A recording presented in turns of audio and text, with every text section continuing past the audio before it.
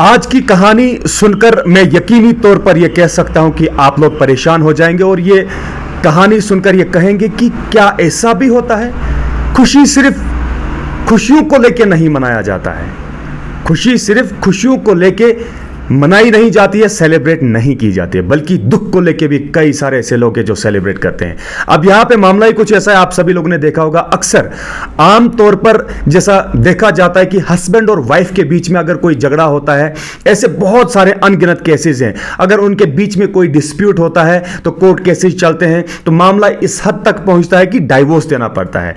कभी कभार आपने देखा होगा हस्बैंड जो है वाइफ को डाइवोर्स देता है, या फिर वाइफ की तरफ से भी हस्बैंड को डाइवोर्स मिल सकता है। लेकिन महाराष्ट्र के अंदर जो हुआ वो कुछ अलग हुआ। महाराष्ट्र के अंदर जो इंसिडेंट पेश आया वो कुछ बिल्कुल डिफरेंट है, कह सकते हैं कि एक्सेप्शनल है, कॉमन नहीं है। जिस तरीके से आमतौर पर देखते हैं वैसा कुछ नहीं, बल्कि अलग है। तब जाके मैं ये पूरी कहानी आपको बता रहा हूं। वहां पे कुछ ऐसा मामला पेश आया कि जब हस्बैंड ने अपनी वाइफ को डाइवोर्स दिया तो उसके बाद जो है लड़के की जो मां होती है उसको प्रॉपर तरीके से जो है दूध के साथ नहलाया जाता है, एकदम फ्रेश किया जाता है। और फ्रेश करने के बाद जिस तरीके से एक दूल्हे को सजाया जाता है, संवारा जाता है, जिस तरीके से शादी में होता है, तो उससे कई ज्यादा जो है उस दूल्हे को एकदम ये सजाया जाता है और उस डाइवोर्स पार्टी को जो है सेलिब्रेट किया जाता है।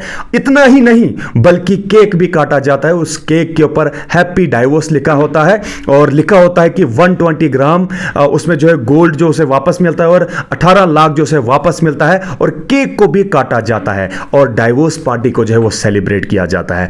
एक बार फिर से बताना चाहूंगा, जहां पे आप सभी लोगों ने देखा होगा कि अक्सर आमतौर पर जब डाइवोर्स देने की बारी आती है तो उस वक्त का माहौल गमजदा होता है। ये कह सकते हैं कि गुस्से का माहौल होता है, परेशानी का माहौल होता है, और लोग सोचते हैं, रिलेटिव्स सोचते हैं कि ऐसा नहीं होना चाहिए, क्यों हुआ, ये सब कितनी सारी बातें जो है दिमाग में चलती रहती हैं और एकदम से चेहरे उतरे हुए होते हैं। लेकिन मैं तो पहले ही बता चुका हूं आपको कि अब माहौल कुछ अलग सा यहां पे देखने को मिला कि अब खुशी सिर्फ खुशी को लेके नहीं मनाई जाएगी, अब तो गम को लेके भी खुशी मनाई जाएगी। ये तो एक गम है, ये तो एक अलग बात है ना कि एक अपनी बीवी को, अपनी वाइफ को आप डाइवोर्स देते हैं तो खामोशी से तो भी दे सकते थे और डाइवोर्स देके अलग कोई रास्ता चुनते, लेकिन नहीं, उस डाइवोर्स को भी जो है किस तरीके से सेलिब्रेट किया गया। ये महाराष्ट्र के अंदर एक मां ने, एक उसके बेटे ने ये साबित कर दिया कि गम जो है उस गम को भी हम सेलिब्रेट करेंगे। अब आप लोग मुझे बताइए,